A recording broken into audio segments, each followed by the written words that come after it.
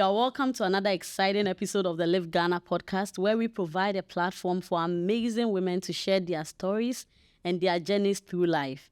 Today, we are honored to have Mrs. Deborah Oppong-Asumang to be our guest. She is a wonderful wife and an amazing mother. Deborah earned her college degree in accounting from the University of Ghana, Legon, and went on to earn a master's degree in foreign service, majoring in global business and finance from GeoregeTown University in the United States. She is currently pursuing her second master's degree program, an MBA in finance at University of Washington. In addition to her academic achievements, Deborah has had a successful career at the World Bank and is a co-founder of Zerone Analytics, an organization that provides an in-depth analysis and insight on Africa and empowering people to make data-driven decisions.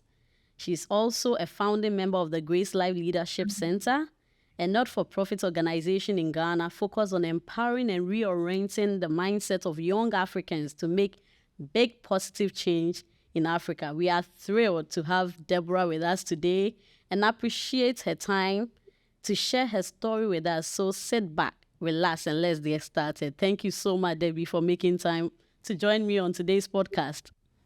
Thank you so much, Grace. I'm so excited to be here, and I'm actually looking forward to a wonderful conversation with you. Absolutely. How is the summer? I hope you're enjoying. Yes, so far so good. The sun is up, and coming from Ghana, this is definitely something that we'll be hearing for. So I I'm know. so happy about this summer. Yeah, you are glowing, so I could tell that the summer is treating you so well. Yeah, thank you. Yeah, You're glowing too. So thank you. definitely I enjoy the summer. I sure am. Yeah, Debbie, since I've known you to be someone who is always juggling between so many things. And for some reason, some way, somehow, you get things done. You get them done no matter what it takes, no matter the challenges you have to get through to achieve them. You still get it done anyway. We just want to know, was there something, growing up in Ghana, did anything particularly contribute to this, drive that you have, this amazing resilient spirit you have going on every time? Was there anything, was there anyone, was there any philosophy or anything you had to go through, and how did you overcome it? What contributed to who you are, the woman you are today, Debbie? Yeah, that's a very, very good question. And sometimes I even ask myself that thing, like, what keeps me going? What gives me that drive? And to be honest, my growth was quite an interesting one. I would describe it probably in two ways. First Okay. of all, it was an unusual path. And then secondly, I would say the opportunities that I got exposed to. Okay. So in terms of the unusual path, my interests were quite unusual. So first of all, I am the only female in my family. That is specifically among my siblings. And Okay. I'm also the last born. So, as the last born, you basically be following your elder siblings, and that's what basically I did. So Okay. every time I was following my brothers, and I think that's what really shaped the kind of interest that I had. Okay. So with my unusual path, I found myself being interested in things like sports, football. I never liked sports until recently. I'm a basketball fan, Golden State to be precise. Oh yeah, yeah. Yeah. I love them too. Yeah. Yeah, I was always like playing basketball with my brother. Ooh. Go out, we'll be playing football, Chaskele, I was playing that. I was into athletics. And then I found myself being interested in brass band. I started playing the trumpet. I was playing Oh, the wow. trombone. Then I joined the orchestra. I was basically always out and about. The I woman was, of many talents. yeah, I was not interested in nails, not interested in hair, not interested in cooking. I was not like the typical female that you see, like maybe staying in the house, the kitchen. No, that was not something that I was usually inclined to. So most Yeah. of the time, you find me within circles that are mostly boys, so like dominated with men or boys. So that was something that like shaped me in terms of the kind of interest that I had. And it Okay. even steered into my career path. So I said I was interested in business. And one of the reactions I had, like, why business? Why do you want to do accounting? said, I want to do accounting and finance. Can you do it? I had questions springing up. Can you do it? Yeah, I know. You have the mind, like, can you Mm, crack all those numbers? How would you mm, go about it? I was like, I can do it. But this comes to the second part I was talking about, which was all about opportunities. And yeah. I have really been blessed to have a great family. My Mm, parents, my siblings have really supported me in oh, every step of the way. They wow. really sacrificed to make sure that they provided me with the environment that I needed to grow and succeed as a female. So although I had that unusual part of like all these interests, I would not sit in the house. In Ghana, hey, you Mm. have to be in the house. You're female. You Yeah, have to be protected. yeah. Parents, yes, did their best to ensure I was protected, but they Mm, never stopped me. They never mm. said that, hey, don't do this. Okay. Don't play trumpet, don't play trombone, don't do whatever it is. They allowed me to explore, and that really helped me in finding Mm, my interest, finding my feet. And the wow. other part that really inspired me was my mom. She told Okay. me that there's nothing you can say like you can't do. You Oh, can't say like you can't do anything. You just oh, no really, wonder you are unstoppable. it's something that has Wow. really kept me going. Mm, um, she's always seen beyond barriers. And anytime I wow. found myself being challenged, especially within the within the spaces I found myself, because there were two main challenges that I experienced. Okay. First is being able to overcome the identity or the notion of being seen as tomboyish, or you are always within the midst of boys. Yeah. Secondly, being challenged and asked, can you do this? Because they Can you think do this is this? not Mm, something as a female you you could should. do. Mm, I can do it. And because of those inspirations that came through my mom, I really found myself always having this mindset that there's nothing I can't do as a female. So one awesome. funny story, Awesome. when I joined the brass band, that was sometime, I was about 8 years because it was class 4. And that was like, I Ooh. was 8, 9 years. That's when I started playing in the brass band. Okay. And when I joined, they were mostly boys. I think we were just about 3 females in the team. And Ooh. I said I was going to play the trombone. And then everyone was like, why would you want to play the trombone? Number one, the mouthpiece is big, if you know how the trombone is. Yeah, All yeah. this, you have to keep That's going what I up and was down. laughing. The instrument looks manly. Why Oh do you want to? my. You don't have the air to blow it. And I said, I can do it. Hmm. I put my mind to it. I spent Hmm. hours and hours practicing every time I was in the music room. And Oh, I was the only female playing the trombone. wow. Then what's even worse in the case was I said I was going to play the trumpet after like playing it for about 3 years. And they're like, why a Oh. trumpet? Why would you play a trumpet? And I said, I love trumpets. I think I like the instruments. They told me you don't have enough air to blow a trumpet. I said, I'm going to play the trumpet. And Ooh. then Wherever the air will come from, it would come. it would happen. And Wow. I did that. I played the trumpet all the way even to senior high school, to undergraduate studies. I was Hmm. playing. I changed even to the cornet, which is a smaller version of a trumpet. I played it even in the orchestra and in other places. And for me, Ooh. it's really about if you set your mind that you're going to do Do something, something. you can do it. You can do Don't it. let anybody tell you that as a female, you don't have the qualities or the capabilities to do it. That won't fly with me. If anybody told me that they are not going to have a pass on it, I am definitely going for it. And that is what has kept my drive all these years. This is awesome. There's nothing you set your mind to do that you can do. We thank Mommy for instilling that kind of philosophy in your mind that there's nothing that you set your mind to do that you can do. And I see it with you. I see how innovative you are. I see how daring you are. I see how there's no challenge. Every day Debbie is just going on and on and on. And this is good. Thank you for sharing. This is absolutely good. Thank you. Now let's talk about your experience at the World Bank. I know from your undergrad, like I said in the introduction, you went Mhm. to Georgetown to study, right? And afterwards you went to the World Bank. How did you get to the World Bank? What was the experience like? We want to know. Well, my story at the World Bank is a story. It's a story of miracle. It's just a story of faith. And Mm, I can go deep and deep into it, but I'll try to Yeah. summarize it in a very short way. Yes, I did a master's in foreign service at Georgetown. I majored in global business and finance. And like as an international student, one of the biggest struggles is to get a job after After you are done, you're yes. done. Yes, and usually it's what we call the OPT. Okay. So for me, I had a 1 year OPT because I did not do a STEM education.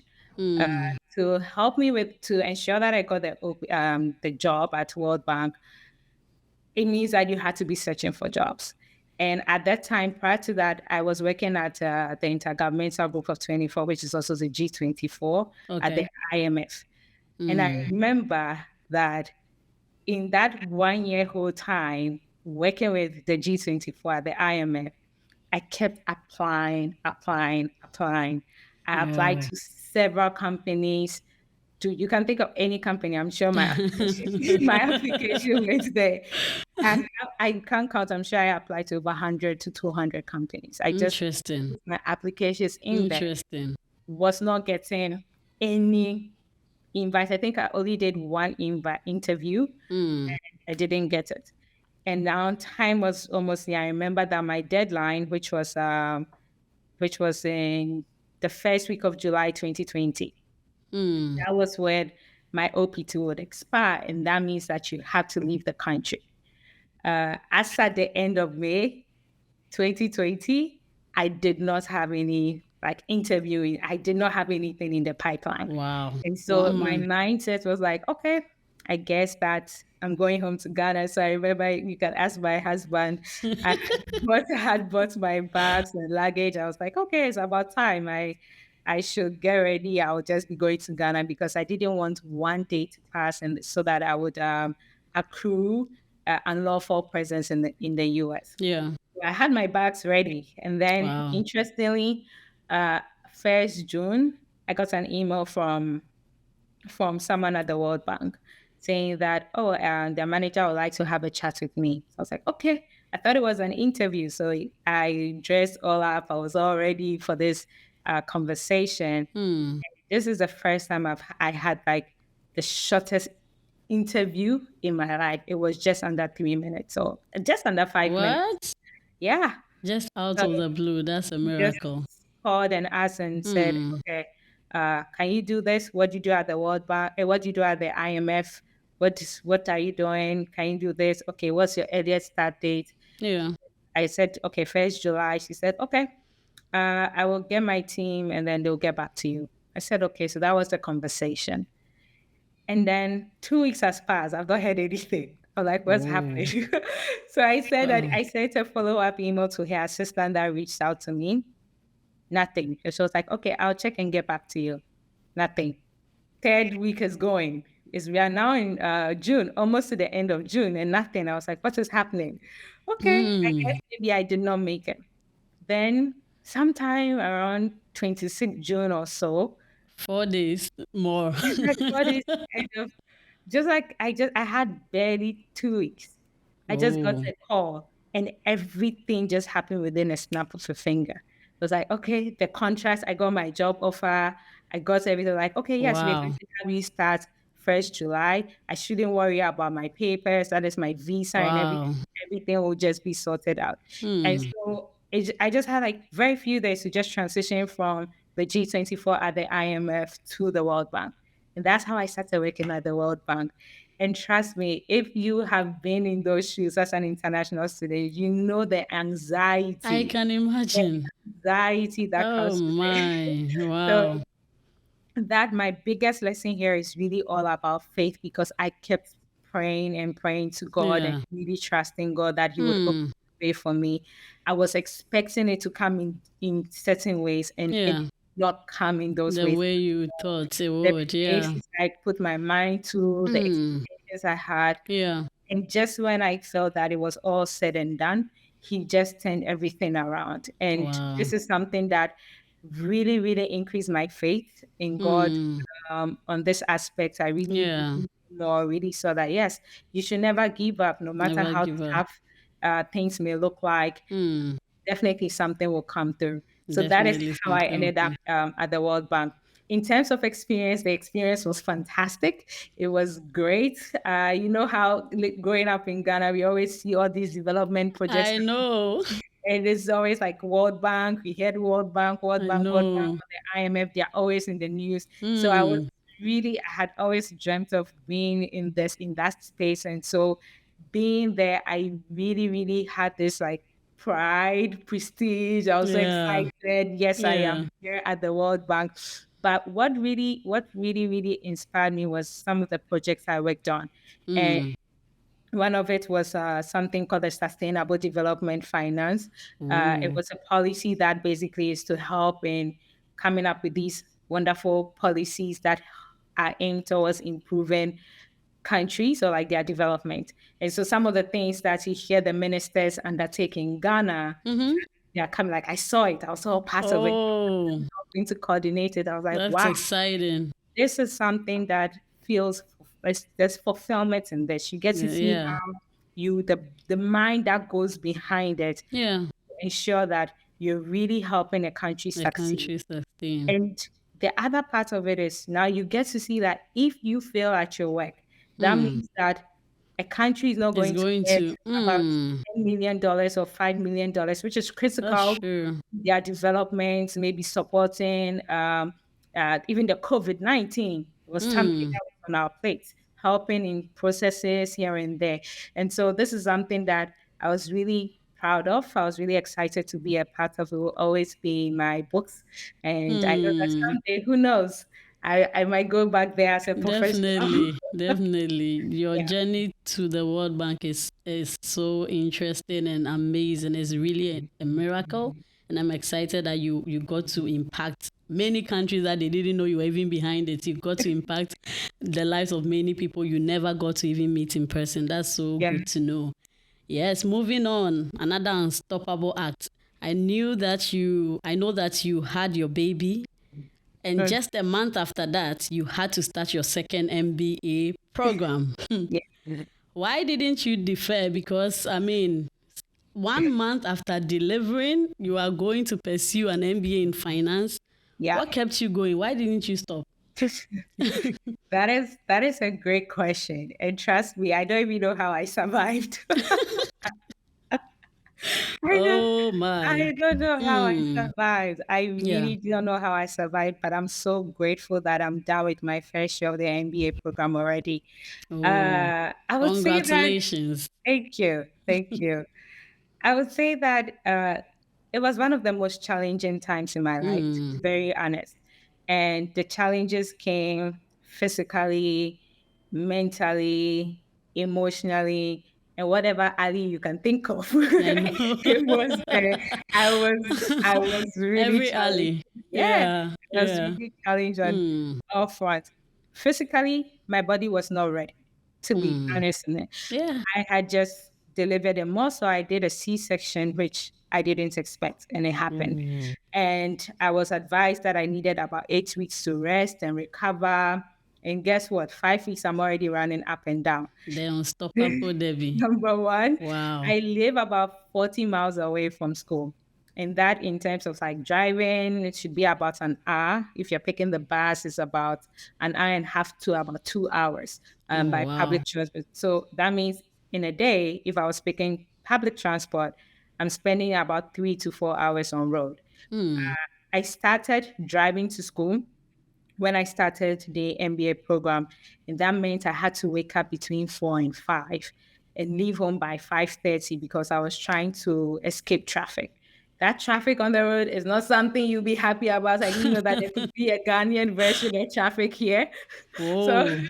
you could be in traffic for about 1.5 hours to 2 hours, which was similar to like picking a bus. So I said, no, this is crazy. Hmm. I drove those signs to school, and trust me, it was physically draining. It Can was very, imagine. very draining.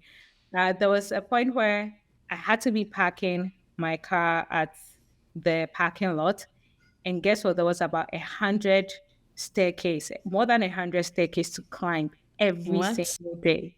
Yes, and I had just gone through my C-section, and I just didn't know. But I survived through it. I did it every single day. I did not miss it. Wow. It came at a price, and Hmm. the Hmm. price that it came, I think I Yeah. will talk about it later, but it was costly because there were times I would come home late. I did not have enough sleep. It affected me. It even went all the way to it affected my breast milk production. And you know how, as a mother, this is something that is dear to I you. know. Really wanted to feed my baby. I always dreamt of feeding him 2 years before I weaned him off I it. know. But Me too. yeah, I was even 3 months to 4 months into giving birth, my breast milk supply was already declining.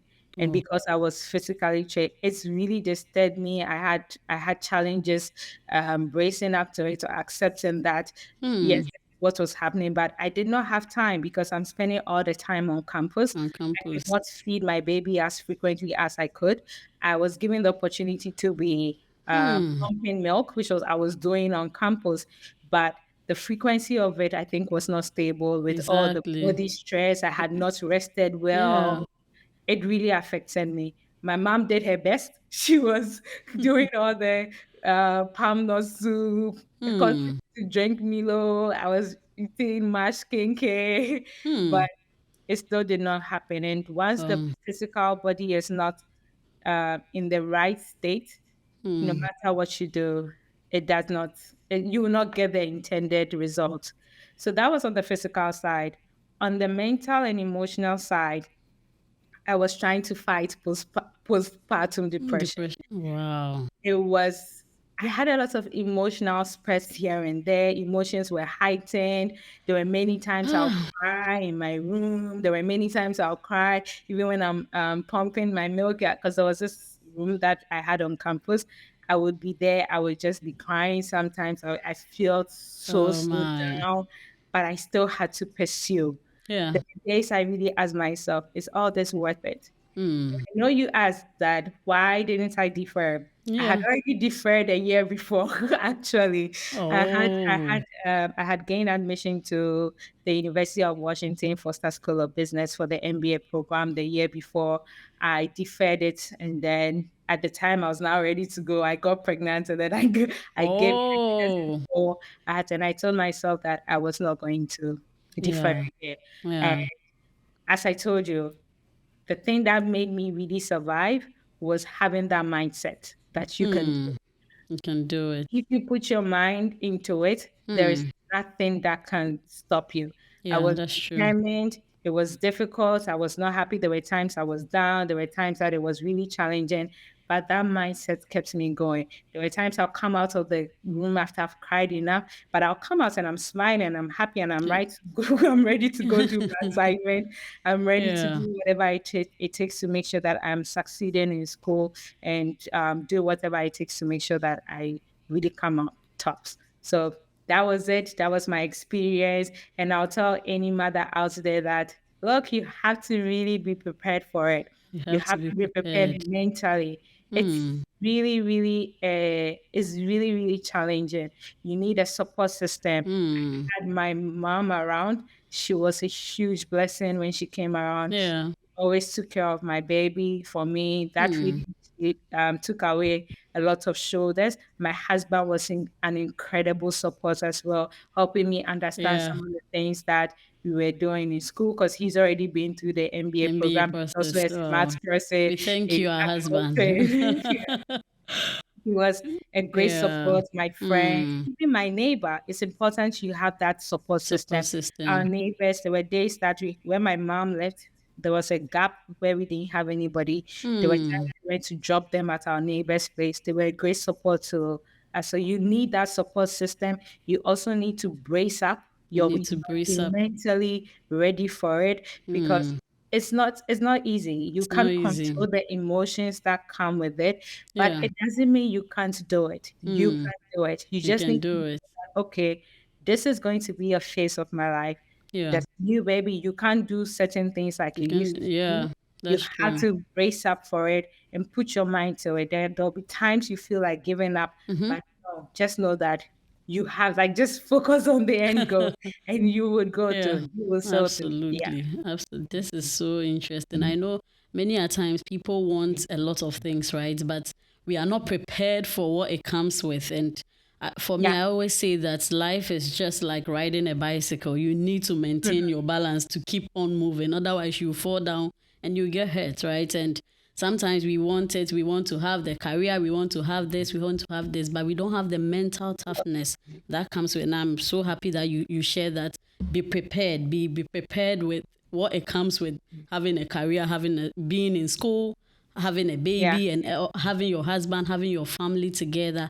I mean, as we continue, I just want to know, do you think having a well-balanced life is possible? Is it possible for someone to say that I have it all together? Can anyone have it all together? And how, I mean, you share some of the experiences, but how have you managed it in general? How do you go about your things to, make sure that your home is good, your child is okay, your academics is okay? I know you're a businesswoman. How do you manage through it all, right? Do you think people can have it all together? Yeah. Yeah. This question is something that sometimes I even ask myself, am I balanced at all? Am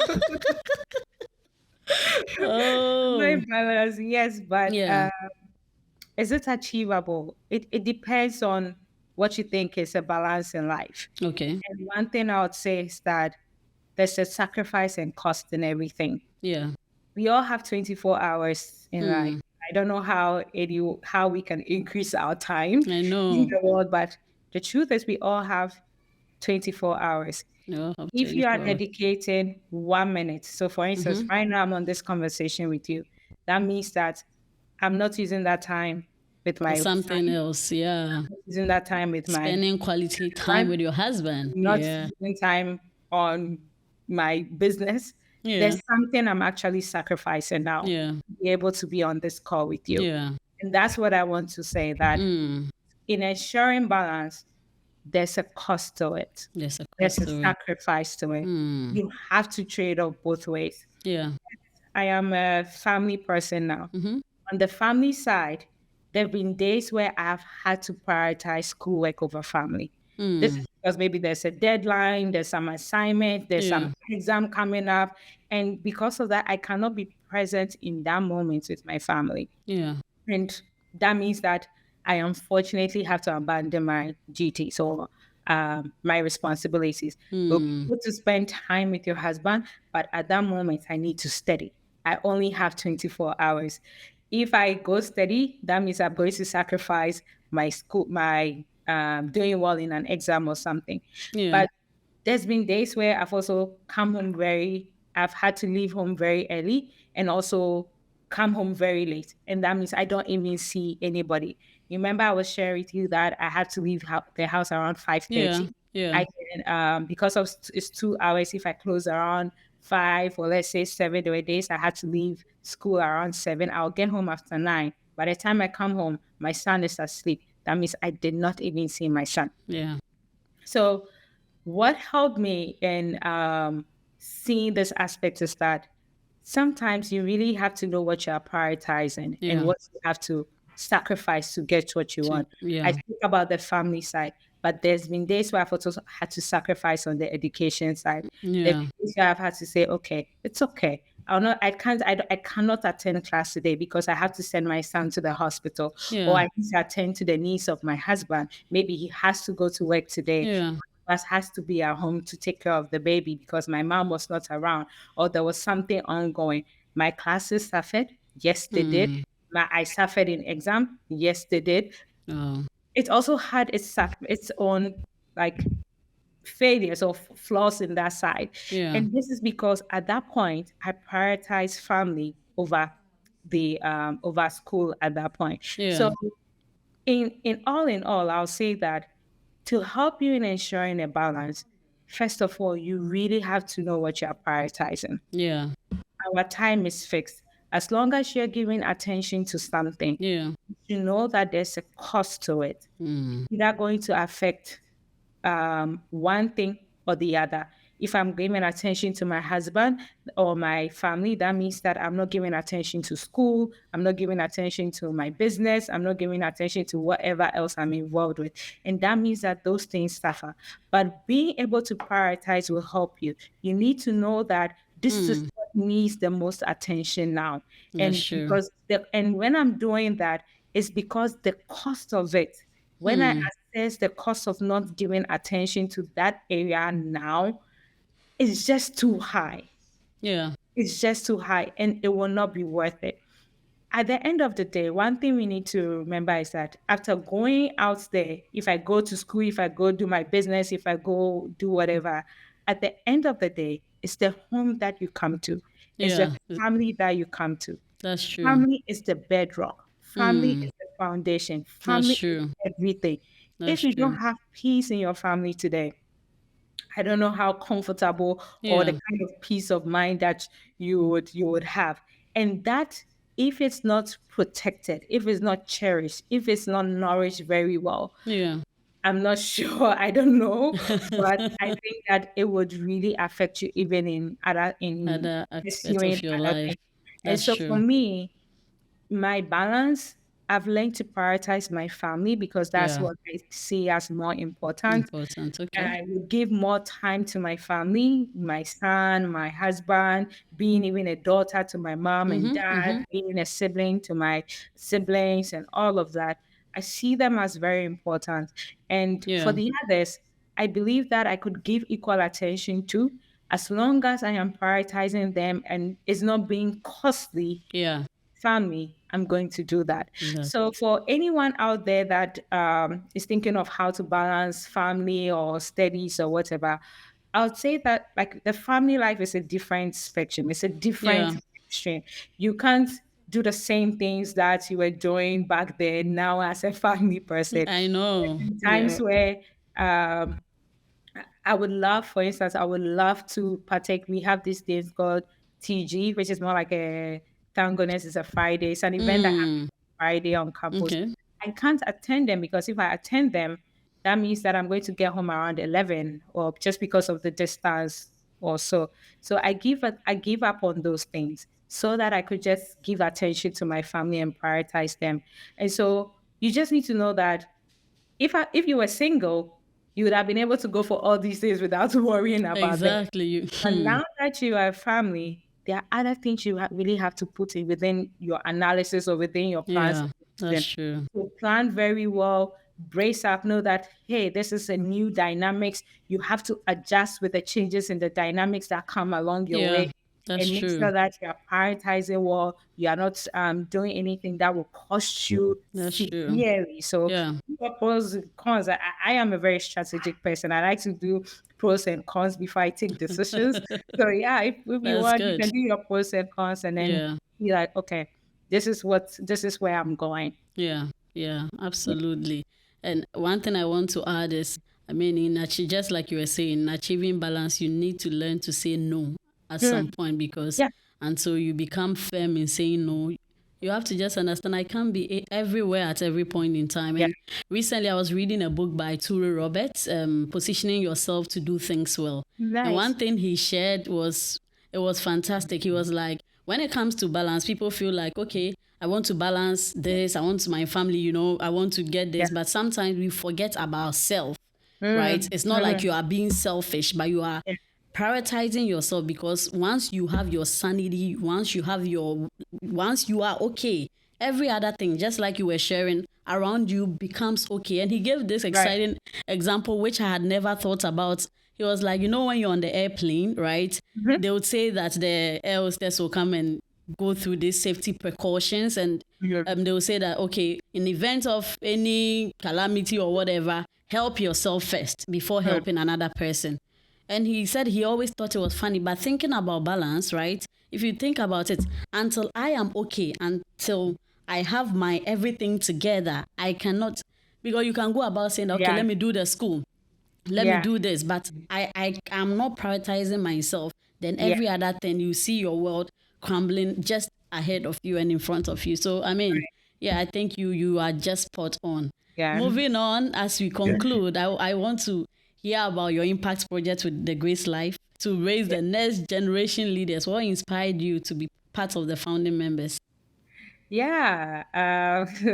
How I joined Grace Life was interesting. And it was actually because of my husband. I Oh, admire my husband a lot. I admire him for his vision. He's a Yeah. very visionary person. I Yeah. admire his tenacity, his leadership, and his ability to get things done.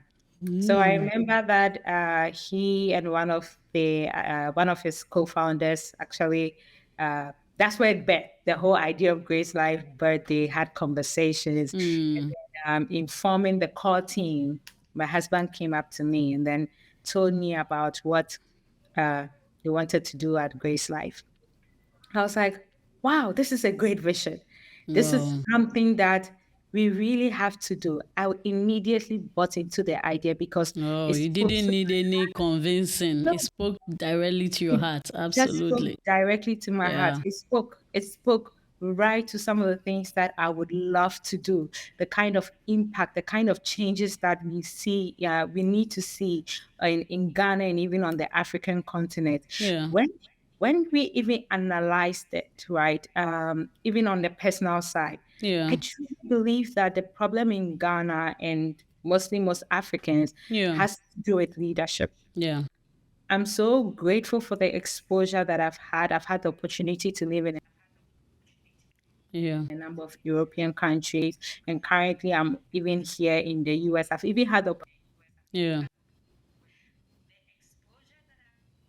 in all these other outside countries. So what has made them succeed? What has been so Mm. different about those countries that we cannot see in our home country, Ghana? What is Yeah. going on? What are we missing? What is the points that we are missing? Mm. And for me, I really saw that indeed the problem has to do with leadership. And so Leadership. Mm. when this whole idea about creating a leadership center to train young Mm. African leaders came into the limelight, I was just up and running. I was like, yes, let's go into it. I was ready to Yeah. come up with my own ideas to add value to the team to make sure that this is something that we are doing differently and doing it in a way that would help address the root problems that we are seeing in Ghana. And so I'm Mm. excited about our mission. I'm excited that we are all about reorienting the mindset, Mindsets. um, Yeah. trying to instill a culture of selflessness, integrity among young Servant Africans, leadership. Yeah. equipping them in ways that Yeah. will be able to, like, they have no boundaries, right? Mm. Able No to boundaries. succeed in their field Yeah. as That's different leaders, right? So this is mm. something that I strongly believe in. I believe that if we are all on board, if we are going out there to be able to train all the young Africans there to have a different mindset about leadership, to approach things in a different way, I believe that we'll begin to see the changes that we are hoping that to see. The other thing about it is that we need to make sure that this whole culture, this whole leadership thing is around every corner in the Mm. country. And if Yeah. not, then it would be a difficult thing to really implement That's because true. you cannot do something alone. You need a whole team. You need the And whole if team. I choose to be a different leader, I'm doing as much as I can, and or every other person is being aloof or not interested, I am Mm. going to really have a challenge. But imagine I have this other person, I have another young leader, I have another young leader. We are forming this whole community, we are Yeah. forming this whole network. We Yeah. will support each other and we will achieve many together. That's That's why I'm true. excited that our vision is to create this whole network of principle change Change driven driven leaders, leaders. because through Absolutely. a network, we'll be able to achieve more than we That's can true. we That's can true. really hope to achieve. So that's something that has really inspired me. Mm. Believe that I've also been able to I've benefited from a lot of things, the skills I've acquired, and I think that I'll be able to use all these skills and knowledge to achieve the mission and vision of the Gracedlife Leadership Center. This is good. Thanks for sharing. Anyone listening to me, you are here to watch my episode with Abigail. We talked about Yes. how Zerone was birthed out. So if you are yet to watch, please do so to watch. I want to know, you are one of the founding members. I Yes. mean, we know how it was birthed and everything. What should we look out for with Zerone? Yes. I mean, Zerone is one of my babies, my wonderful, wonderful baby. You know that with all these entrepreneurial drive, we Yeah. really, we can't stop, like you have Yeah. all this fire. So yes, Abigail is one of my co-founders, a very amazing young woman as well. And I'm so glad that she and I are in this together to make a great change on the African continent. Yeah. But the next thing that you should be out looking out for really is to see us coming in with new technology. We are hoping Okay. that we'll be launching soon. Ooh. And basically, what we are trying to do is to really bridge the data gap. If Okay. you look at the education system, when you check back in West schooling, you had to do all these research projects. Where Yeah. did you get your data from? You walk miles with no Work information gathered. miles, Yeah. it was always difficult to gather data, do research, and come up with useful insights. But I realized that that is what is driving change here in Mm. US or even these European countries. You need data to be able to analyze and arrive at decisions. And we Mm. strongly believe that that is the core that we are missing in Ghana right now, and even Yeah. on the African continent. If you are looking for data in Africa, you're likely going to find them in the aggregated form. We want non-aggregated consumer level data. And that is what Zerone is here to do. We are going to give that to you. We are going to create a platform. We are looking at exciting things. I don't want to spill all the beans, but Okay. little by little, they'll be coming up. So really look forward to Zerone. We are really going to help out. And I'm hoping that through that, we'll be able to change the landscape. We'll be able to empower researchers, students, business professionals, investors, governments. We hope that we'll be able to empower all of them, having useful data to Mm. analyze them, gain the insights that they need, and make better decisions that will make the economy grow. So that is about Zerone. Thank you. We are so expectant. Thank you so much, Debbie. I Yeah. really appreciate your time. We've learned so much. I know anyone listening to us has taken so many things out. It's really possible to achieve balance, right? But you Yeah, need to be determined. You need to be deliberate. You need to make yeah. sure you know what you're up for. Mhm. Prioritize. Learn to say no. And like Debbie said at the beginning, there's nothing you set your mind to do that you cannot do. Yeah. Just have the spirit that is so resilient, that is keeping or you keep moving no Yeah. matter the challenges, no matter the hurdle, no matter anything that life throws at you. Know that you are good enough, you can Yeah. do it all. It's been awesome having you all. Yeah. Share this video with someone. If you are yet to subscribe to our channel, please do so. Until we see you on another episode, is bye for now.